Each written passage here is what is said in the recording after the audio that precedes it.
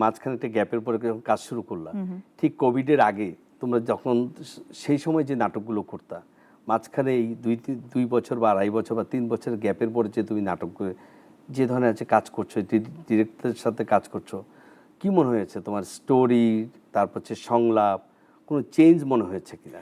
Director আমার পূর্ব পরিচিত, আমি এই ডিরেক্টরের সাথে এর আগেও অনেক কাজ করেছি। আমার সাথে খুবই ভালো আন্ডারস্ট্যান্ডিং তার। চেঞ্জেস, গল্প, অভিনয় কিছুই চেঞ্জ মনে হয়নি। আমার কাছে চেঞ্জ মনে হয়েছে যে এখন অনেক নতুন সবাই কাজ করছে আর্টিস্টরা, এইটা হুইচ ইজ গুড। অনেক নতুন নতুন মানুষের আসা উচিত, আর এটাই তো হয়ে আসছে। আসলে পুরনো মানুষরা সবসময় থাকে না, সবার সবাইকে আসলে সিনিয়র আর্টিস্টদের আসলে স্পেস দিতে হয় নতুনদের কাজ করার জন্য। আর তাছাড়া মনে হয়েছে কাজের জায়গাটা অনেক বেশি বেড়েছে। ওটিটি আছে, ইউটিউবে আছে, এখন ইউটিউবেও আমাদের অনেক নাটক যাচ্ছে। সো এতটুকুই আসলে ডিফারেন্স লেগেছে। আরেকটা ডিফারেন্স লেগেছে যেটা আসলে নেগেটিভ, সেটা হচ্ছে অনেক বেশি সিন্ডিকেট হয়ে গিয়েছে, যেটা আমার কাছে মনে হয় যে আর্টিস্টদের আসলে কাজের প্রতি শ্রদ্ধাশীল থেকে কাজ করা উচিত, সব সিন্ডিকেট না করে। তাহলে হয় কি, কাজটা নষ্ট হয়ে যায়। এক্স্যাক্টলি, সিন্ডিকেটটা নিয়ে অনেকদিন ধরে আলোচনা চলছে। কারণ অনেকেই মানে যেমন আমাদের শামীম হাসান সরকার আমার একটা শোতে এসেছিল, তার কাছ থেকেও কিছু কথা শুনেছি যে নাটকের মানে কিছু জায়গায় কিছু আর্টিস্ট ফিক্সড হয়ে যাচ্ছে, টেকনিশিয়ান সহ ফিক্সড হচ্ছে।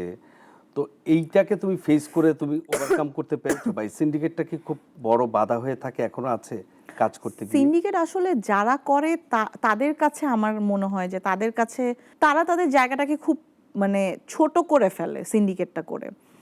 আর আমি তো একজন আর্টিস্ট, আমি আমার জায়গাটাকে ছোট করতে চাই না। আমি যেহেতু আর্টিস্ট, আমি সব সেক্টরে কাজ করব, আমি সবার সাথে কাজ করব। আমার যদি বাধা ধরাই থাকে যে না আমি অমুক অমুকের সাথে কাজ করব, অমুকের সাথে কাজ করব না, তাহলে আমার কাছে মনে হয় যে I am not a artist, আমি একজন পলিটিশিয়ান।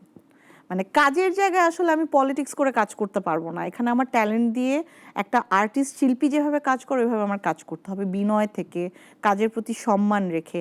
এখানে আমি বেছে বেছে কাজ করতে পারবো না। হ্যাঁ, ভালো কাজ করতে হবে আমার, বাট আমি সব কিছু পিক করে একটা সিন্ডিকেট সাজায় ওইটা নিয়েই আমি সব জায়গায় মুভ করবো, দ্যাটস নট আ, মানে এটা কোনো আর্টিস্টের পর্যায়ে পড়ে না। আচ্ছা, আর বাধার জায়গায় থেকে তুমি যদি বলো,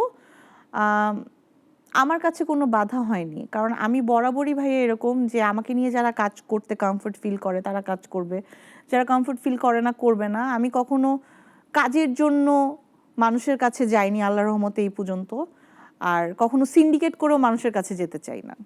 তো ধরো যারা সিন্ডিকেট করছে, মানে তারা তো ধরো কেউ না কেউ এই মিডিয়ারই লোক, তোমারই কখনো কোনো সহকর্মী ছিল, বা হয়তো কাজ অন্য কারোর সাথে সহকর্মী, কোনো না কোনো প্রডিউসার, ডিরেক্টর। তার মানে তো আমাদের শোবিজের মিডিয়ার লোক যে বাইরে থেকে কেউ তো এসে সিন্ডিকেটটা করছে না, তা নিজেরাই যখন সিন্ডিকেট করছে, এই সিন্ডিকেট করে আসলে লাভটা কি হচ্ছে? আর সিন্ডিকেটটা আসলে করেছে কখন, যখন আমি একদমই মিডিয়ায় ছিলাম না। সো এই সিন্ডিকেটটা নিয়ে আমি আসলে এত ডিটেইল আমার কোন সহকর্মীরা করেছে এটা আমি বলতেও চাই না।